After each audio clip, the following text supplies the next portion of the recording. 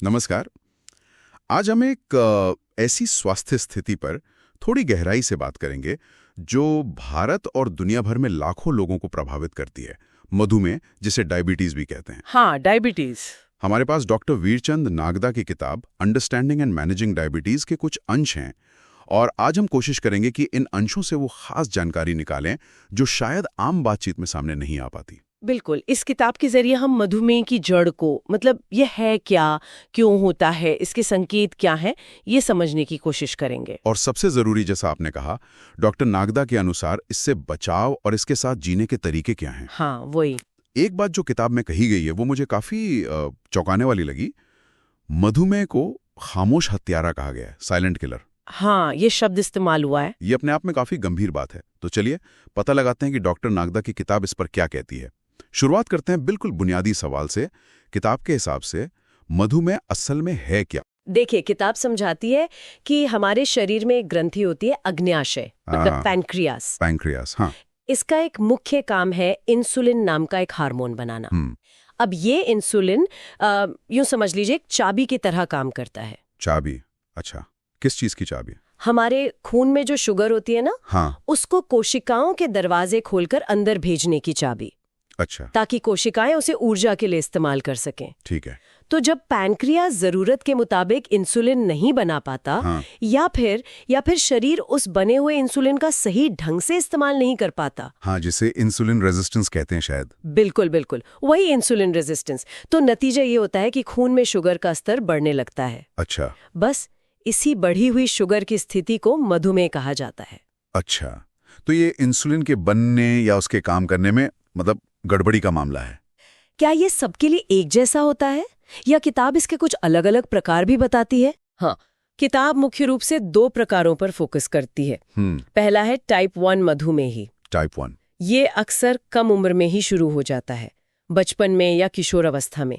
इसमें होता क्या है कि शरीर का जो अपना डिफेंस सिस्टम है, प्रतिरक्षा प्रणाली, वो गलती से पैंक्रियास की इंसुलिन बनाने वाली कोशिकाओं पर ही हमला कर देता है। अरे! हाँ, और उन्हें नष्ट कर देता है।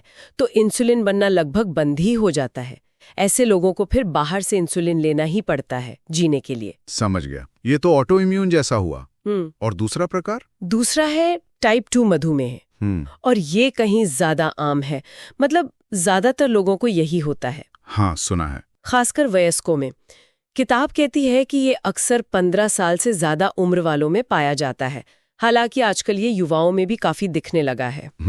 इसमें शुरुआत में शरीर इंसुलिन बनाता तो है, लेकिन कोशिकाएं उस पर ठीक से प्रतिक्रिया नहीं देती। वही इंसुलिन रेजिस्टेंस वाली बात। अच्छा। फिर धीरे धीरे ज्यादा इंसुलिन बनाने की कोशिश में पैंक्रियास थक भी सकता है और फिर इंसुलिन का उत्पादन कम भी हो सकता है। और इसका कारण? टाइप 2 का संबंध ज्यादातर जीवन शैली, मोटापे और थोड़ी बहुत आनुवंशिकी, मतलब जेनेटिक्स से जोड़ा जाता है। हम ये वर्गीकरण समझना तो जरूरी है, टाइप 1 और टाइप 2। ठीक है, अब आते हैं लक्षणों पर। अगर किसी को मान लीजिए मधुमेह हो रहा है तो शरीर क्या संकेत देता है? किताब में क्या बताया इसके बारे में? किताब कई लक्षणों की लिस्ट देती है और ये जानना इसलिए भी जरूरी है क्योंकि जैसा आपने शुरू में कहा था, ये खामोश हो सकता है। मतलब शुरुआत में लक्षण बहुत हल्के हो सकते हैं, पता ही नहीं चलता। हाँ, यही तो खतरनाक बात है। बिल्कुल। तो कुछ मुख्य संकेत जिन पर ध्यान देना चाहिए वो है, एक तो बहुत ज्यादा पेशाब आना, बार बार, खासकर रात में बार बार उठना पड़ना। अच्छा। फिर प्यास बहुत ज्यादा लगना, असामान्य रूप से। भूख भी ज्यादा लगना, लेकिन इसके बावजूद वजन कम होना। ये वजन कम होना खासकर टाइप 1 में ज्यादा देखा जाता है। ओके। बहुत ज्यादा थकान महसूस करना, मतलब बिना किसी खास वजह के ही थका थका लगना। आंखों से धुंधला दिखना या नजर में कुछ बदलाव आना। अच्छा, नजर पर भी असर? हाँ, और अगर कोई चोट लग जाए, कोई घाव हो जाए, तो उसका बहुत धीरे धीरे भरना, ठीक ही नहीं होना जल्दी। ये भी एक संकेत है? हाँ, बिल्कुल। और बार बार संक्रमण होना, जैसे मूत्र मार्ग में संक्रमण, यूरिनरी ट्रैक्ट इन्फेक्शन या यूटीआई जिसे कहते हैं। यूटीआई, हाँ। या फिर त्वचा पर फोड़े, फुंसी, इन्फेक्शन वगैरह बार बार होना। ये लक्षणों की लिस्ट तो वाकई काफी लंबी है। और आपने ये यूटीआई का जिक्र किया, मतलब मूत्र मार्ग का संक्रमण, ये बार बार होना, ये भी एक संकेत हो सकता है? हाँ, किताब के अनुसार ऐसा है। खून में जब शुगर बढ़ी हुई होती है ना, तो वो बैक्टीरिया के पनपने के लिए एक अच्छा माहौल बना देती है। ओह, तो इससे संक्रमण का खतरा बढ़ जाता है और यूटीआई इसका एक आम उदाहरण है। तो अगर किसी को ये बार बार हो रहा है तो इसे हल्के में नहीं लेना चाहिए, डॉक्टर से बात करनी चाहिए। समझ गया, ये जरूरी जानकारी है। अब आते हैं सबसे कह सकते हैं दिलचस्प हिस्से पर, कारण। आपने कहा था टाइप 2 का संबंध जीवन शैली से है। किताब इस बारे में क्या कहती है? किन वजहों को जिम्मेदार माना गया है मधुमेह के लिए? हाँ, किताब इस पर काफी विस्तार से बात करती है और आजकल की जो हमारी लाइफस्टाइल है उसकी कई आदतों को सीधा सीधा जिम्मेदार मानती है। डॉक्टर नागदा कुछ प्रमुख कारणों पर जोर देते हैं। जैसे कि? एक तो शारीरिक निष्क्रियता, मतलब ज्यादातर बैठे रहना, कोई मेहनत वाला काम, व्यायाम वगैरह न करना, सेडेंट्री लाइफस्टाइल, जो आजकल आम है। बिल्कुल। दूसरा, मोटापा। शरीर में ज्यादा चर्बी, खासकर पेट के आसपास जो चर्बी होती है, वो इंसुलिन रेजिस्टेंस को बढ़ावा देती है। अच्छा। फिर अस्वस्थकर खानपान, बहुत ज्यादा मीठा खाना, तला भुना, प्रोसेस्ड फूड, जंक फूड, ये सब क्रिया पे असर पड़ता है। अच्छा। और इसी से जुड़ी एक और आदत, पहला खाना ठीक से पचा भी नहीं है और फिर से खा लेना, मतलब बिना भूख के या जल्दी जल्दी खा लेना। अरे बाप रे, ये तो बहुत लोग करते होंगे। हाँ, शायद। फिर लंबे समय तक एक ही पोस्चर में बैठे रहना, जो ऑफिस में काम करने वालों के साथ अक्सर होता है। जी। बहुत ज्यादा तनाव, स्ट्रेस, अगर ये लगातार बना रहता है। तनाव तो आजकल सबकी जिंदगी में है तो। और नींद पूरी ना होना या नींद की क्वालिटी खराब होना, मतलब बेचैन नींद आना। नींद का भी रोल है। हाँ, बहुत बड़ा। और एक और चीज, आर्टिफिशियल स्वीटनेस का प्रयोग, कृत्रिम मिठास। वो जो शुगर फ्री गोलियां या पाउडर आते हैं? हाँ, वही। लोग अक्सर उन्हें शुगर का हेल्दी विकल्प समझकर इस्तेमाल करते हैं, पर किताब कहती है कि ये भी एक कारण हो सकता है। बाप रे, ये तो लगभग वो सारी बातें हैं जो आज की भागदौड़ भरी जिंदगी का हिस्सा बन गई हैं। ये खाने के तुरंत बाद सोने वाली या बिना पचे खाने वाली बात, इसका मधुमेह से सीधा क्या कनेक्शन बताया है किताब ने? मतलब ये मेटाबॉलिज्म पर असर डालता है? हाँ, किताब के अनुसार ये आदतें सीधे सीधे हमारे मेटाबॉलिज्म यानी चयापचय पर असर डालते हैं। देखिए, जब हम खाते हैं तो शरीर शुगर को प्रोसेस करना शुरू करता है। ठीक। अगर हम तुरंत सो जाते हैं या पिछला खाना पचे भी नहीं और खा लेते हैं तो ये पूरी प्रक्रिया ठीक से नहीं हो पाती, बाधित होती है। इससे शुगर का स्तर ठीक से कंट्रोल नहीं हो पाता और इंसुलिन पर दबाव बढ़ता है। अच्छा। और अगर लंबे समय तक ऐसा चलता रहे तो इंसुलिन रेजिस्टेंस का खतरा बढ़ सकता है। ये वाकई सोचने वाली बात है। अच्छा, अब उस खामोश हत्यारे वाले पहलू पर लौटते हैं। किताब इसे ऐसा क्यों कहती है? मतलब खतरा क्या है इसके पीछे, और ये अंदर ही अंदर कैसे नुकसान पहुंचाता है? किताब इस पर कुछ बताती है? हाँ, इसे खामोश हत्यारा कहने का कारण किताब बहुत साफ बताती है। अक्सर क्या होता है, खासकर टाइप 2 डायबिटीज में, कि सालों तक ब्लड शुगर सामान्य से ज्यादा बना रह सकता है। सालों तक? हाँ, सालों तक। लेकिन लक्षण या तो होते ही नहीं या इतने हल्के होते हैं कि व्यक्ति उन पर ध्यान ही नहीं देता। उसे लगता है सब ठीक है, थोड़ी थकान ही तो है या प्यास लग रही है मौसम की वजह से। लेकिन इस पूरे समय के दौरान वो जो बढ़ा हुआ शुगर लेवल है वो खून की नलियों को, मतलब रक्त वाहिकाओं को, और नसों को यानी तंत्रिकाओं को धीरे धीरे अंदर ही अंदर डैमेज कर रहा होता है, खराब कर रहा होता है। किस तरह का नुकसान? ये नुकसान बहुत गंभीर हो सकता है और शरीर के कई हिस्सों पर असर डाल सकता है। किताब बताती है कि अगर मधुमेह कंट्रोल में ना रहे तो कई बड़ी स्वास्थ्य समस्याएं हो सकती हैं। जैसे हृदय रोग, हार्ट अटैक और स्ट्रोक का खतरा कई गुना बढ़ जाता है। बाप रे। गुर्दे खराब होना, किडनी फेलियर। मधुमेह दुनिया भर में डायलिसिस और किडनी ट्रांसप्लांट का एक मुख्य कारण है। आंखों की समस्याएं, डायबिटिक रेटिनोपैथी जिसे कहते हैं, इससे नजर कम हो सकती है और अंधापन भी आ सकता है। अंधापन भी? हाँ। नसों को नुकसान, डायबिटिक न्यूरोपैथी, इससे पैरों में सुन्नपन, झंझनाहट या दर्द हो सकता है। और कई बार तो ऐसा होता है कि चोट लगने का पता ही नहीं चलता। हाँ, क्योंकि नसें सुन्न हो जाती हैं। और संक्रमण का खतरा बढ़ना, जैसा हमने पहले बात की। हाँ। और एक बहुत ही गंभीर स्थिति जिसका किताब जिक्र करती है, पैरों में घाव का ना भरना। पैरों में घाव? हाँ, नसों को नुकसान और खराब ब्लड सर्कुलेशन की वजह से पैरों में कोई मामूली सी चोट भी, जैसे कोई कांटा चुभ गया या जूता लग गया, वो एक गंभीर घाव बन सकती है। और वो घाव ठीक ही नहीं होता। और फिर वो गैंग्रीन का रूप ले सकता है। गैंग्रीन का मतलब है वहां के ऊतक टिश्यूज मर जाते हैं और ऐसी हालत में कभी-कभी पैर या उस हिस्से को काटना भी पड़ सकता है। अरे बाप रे, ये तो वाकई भयावह है। मतलब पता चलने से पहले ही ये बीमारी शरीर के इतने जरूरी अंगों पर हमला कर चुकी होती है। बिल्कुल, यही इसका खामोश पहलू है, खतरनाक पहलू। जब तक मरीज को लक्षण महसूस होते हैं और वो डॉक्टर के पास पहुंचता है, हो सकता है कि उसकी किडनी, आंखें या दिल पर असर पड़ना शुरू हो चुका हो। इसीलिए किताब जागरूकता और नियमित जांच, रेगुलर चेकअप्स पर बहुत जोर देती है, खासकर उन लोगों के लिए जिनमें रिस्क फैक्टर्स ज्यादा हैं, जैसे मोटापा या परिवार में किसी को डायबिटीज है। की जानकारी तो बहुत ही ज्यादा जरूरी है। तो फिर सवाल ये उठता है कि क्या इससे बचा जा सकता है? अगर ये इतना खतरनाक है तो क्या बचाव मुमकिन है? किताब क्या रास्ते सुझाती है इसके लिए? हाँ, अच्छी बात यह है कि किताब बचाव पर काफी जोर देती है और कहती है कि खासकर टाइप 2 मधुमेह, उसके खतरे को जीवन शैली में सही बदलाव करके काफी हद तक कम किया जा सकता है या टाला भी जा सकता है। अच्छा, कैसे? मुख्य सुझाव वही हैं जो हमने कारणों में डिस्कस किए थे, बस उनको उलटना है। मतलब पहला कदम वजन नियंत्रित रखना। अगर वजन ज्यादा है तो उसे कम करना। किताब में एक छोटा सा नुस्खा भी दिया है इसके लिए। सुबह गुनगुने पानी में नींबू निचोड़कर पीना। कहा गया है कि ये मेटाबॉलिज्म सुधारने में मदद कर सकता है। अच्छा, नींबू पानी? हाँ। दूसरा और सबसे महत्वपूर्ण, स्वस्थ आहार अपनाना। इसमें जंक फूड, ज्यादा कैलोरी वाली चीजें, खराब फैट, जैसे किताब में वनस्पति तेल, पाम ऑयल का जिक्र है, मिठाइयाँ, फरसाण वगैरह, इन सब से परहेज करना शामिल है। तो क्या खाना चाहिए? सब्जियों, फलों और साबुत अनाज पर जोर देना। ठीक है। तीसरा, नियमित व्यायाम, फिजिकली एक्टिव रहना बहुत जरूरी है। किताब कहती है कि रोज कम से कम 30 मिनट तेज चलना भी बहुत फायदेमंद है। बस 30 मिनट चलना? हाँ, कम से कम तेज चलना। और चौथा, पर्याप्त नींद लेना और तनाव को मैनेज करना, इन पर भी ध्यान देना उतना ही जरूरी है। तो मतलब जो कारण बताए गए हैं उन्हीं को ठीक करना ही बचाव का रास्ता है, जैसा किताब सुझाती है। हाँ, मोटे तौर पर यही है। ये तो समझ आता है।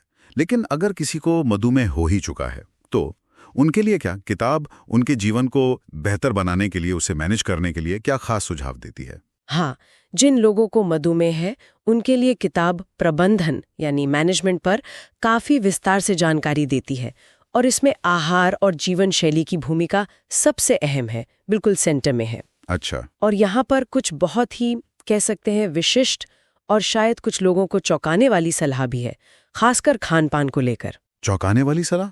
जैसे कि जरा बताइए। जैसे एक बहुत बड़ी बात किताब कहती है कि मधुमेह रोगियों को गेहूं और चावल का प्रयोग कम करना चाहिए। गेहूं और चावल कम? हाँ, और उनकी जगह केवल मिलेट्स यानी बाजरा, ज्वार, रागी, इस तरह के जो मोटे अनाज हैं उनसे बने व्यंजन खाने चाहिए। अरे, ये तो आम भारतीय खाने का आधार है, गेहूं और चावल। ये तो बहुत बड़ा बदलाव है तो किताब का यही सुझाव है। और मीठे के बारे में क्या? चीनी, गुड़? किताब इस मामले में बहुत सख्त है। चीनी और गुड़ दोनों को साफ शब्दों में जहर बताया गया है मधुमेह रोगी के लिए। जहर? हाँ, और कहा गया है कि इनका इस्तेमाल पूरी तरह बंद कर देना चाहिए। अगर मीठे का मन करे तो प्राकृतिक विकल्प जैसे खजूर, किशमिश, अंजीर से बनी मिठाइयाँ, वो भी बहुत ही सीमित मात्रा में खाने की सलाह है। अच्छा, सीमित मात्रा में। फलों के बारे में क्या? अक्सर हमने सुना है कि डायबिटीज में मीठे फल नहीं खाने चाहिए, आम, केला वगैरह मना कर देते हैं। हाँ, यहीं पर किताब एक और दिलचस्प और जैसा मैंने कहा शायद थोड़ी विवादास्पद बात कहती है। डॉक्टर नागदा का मानना है कि मधुमेह रोगियों को फल खाने चाहिए। अच्छा, खाने चाहिए। हाँ, और यहाँ तक कि मीठे फल भी, जैसे आम, केला, अमरूद, तरबूज। आम और केला भी? हाँ, उनका तर्क ये है कि फलों में जो मीठापन होता है वो प्राकृतिक शर्करा, फ्रुक्टोज होती है और उसके साथ साथ उनमें फाइबर, विटामिन, मिनरल बहुत कुछ होता है। से वाकई बिल्कुल अलग है। क्या डॉक्टर नागदा इसमें कोई सावधानी बरतने को कहते हैं? मतलब कितना खाएं, कैसे खाएं? हाँ, बिल्कुल, सावधानी जरूरी है। किताब इस बात पर जोर देती है कि फल हमेशा साबुत खाना चाहिए, चबाकर, ताकि उसका पूरा फाइबर मिले। अच्छा, साबुत फल, जूस नहीं? बाजार के जो डिब्बा बंद या पैकेट वाले जूस आते हैं उनसे तो सख्त परहेज करने को कहा गया है। क्यों?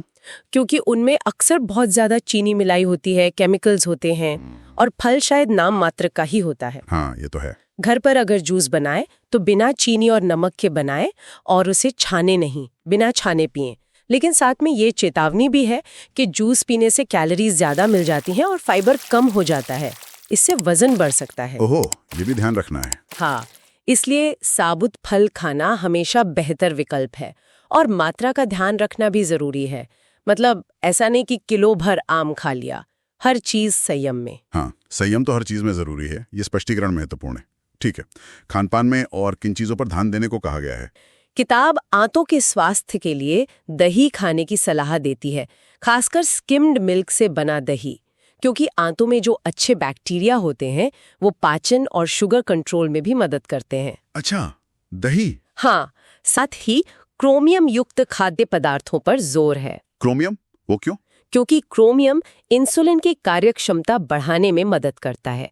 मतलब इंसुलिन बेहतर तरीके से काम कर पाता है। अच्छा, तो क्रोमियम किन चीजों में मिलता है? किताब बताती है सेब, ब्रोकली, जौ, मक्का, ड्राई फ्रूट्स, मशरूम, टमाटर और यहाँ तक कि गन्ने का भी जिक्र है। गन्ना? गन्ने का रस तो मीठा होता है। हाँ, पर शायद प्राकृतिक रूप में उसमें क्रोमियम होता है। जायरे से भी सीमित मात्रा में ही लेना होगा। ये क्रोमियम युक्त पदार्थ हैं। और क्या कुछ घरेलू नुस्खों का भी जिक्र किताब में जो मदद कर सकते हैं? हाँ, किताब कई पारंपरिक भारतीय नुस्खों का भी उल्लेख करती है जिन्हें सहायक माना जा सकता है।